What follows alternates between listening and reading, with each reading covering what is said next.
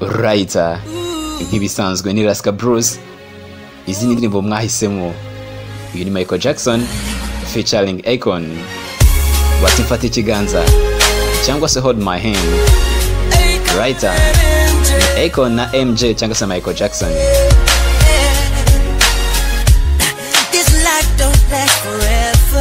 Ubuzima ntibuzahoraho. Mfata ikiganza. Ngaho mbwire se dutegereje iki? Mfata ikiganza. Ibintu biraza kuba byiza turi kumwe. Mfata ikiganza. Ndetse bikaba byaba bibi umuntu umwe ari wenyine. Ngaho mfata ikiganza. Ibi nabibayemo nawe wabibayemo, ariko turi kumwe ibintu byamera neza. Kuko nibura makabwije ndetse hagakonja, ariko dufatanye ibiganza turaza kubona izuba bimeze neza. Rero mfata ikiganza. Ndagusezeranya ndaza gukora ibyo nshoboye byose. Ibintu biraza kumera neza nuramuka umfashe ikiganza. Nta n'ikintu kiri butuze hagati nuramuka umfashe ikiganza. Ukamfata ikiganza. Mfata ikiganza. Dore buri kugenda bwira. Mfata ikiganza. Ndetse urabizi ko nta mahoro yo mu mwijima. Mfata ikiganza. Ese kuki turi gukomeza ubuzima?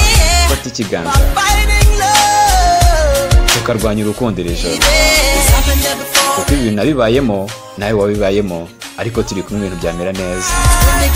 Kuko bwakwira cyangwa hagakonja turamutse dufatanye ikiganza twaza kubona izuba mu gitondo. Rero mfata ikiganza. Nshuti ndagusezeranya ko ndaza gukora ibyo nshoboye byose. Ndetse ibintu biraza kumera neza nuramuka umfashe ikiganza. Nta kintu kiri buze hagati yanjye nawe nuramuka umfashe ikiganza.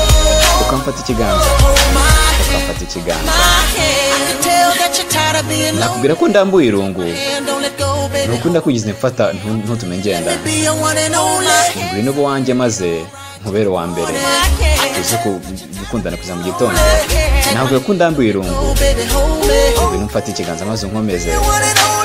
Ndashaka kuba wawe kugira ngo mu gitondo bize kuba bimeze neza. Writer ati mfata ikiganza. Ati ndaza gukora ibyo nshoboye byose. Ibintu biraza kumera neza nuramuka umfashe ikiganza.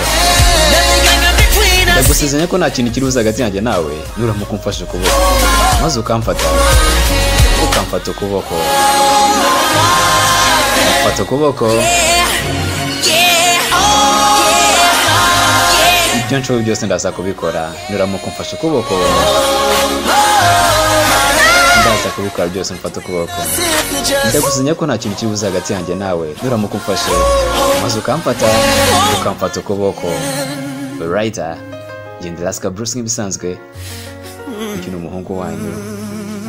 Twumvaga Akon na Michael Jackson but hold my hand. Nanjye ndababwira nti stay blessed.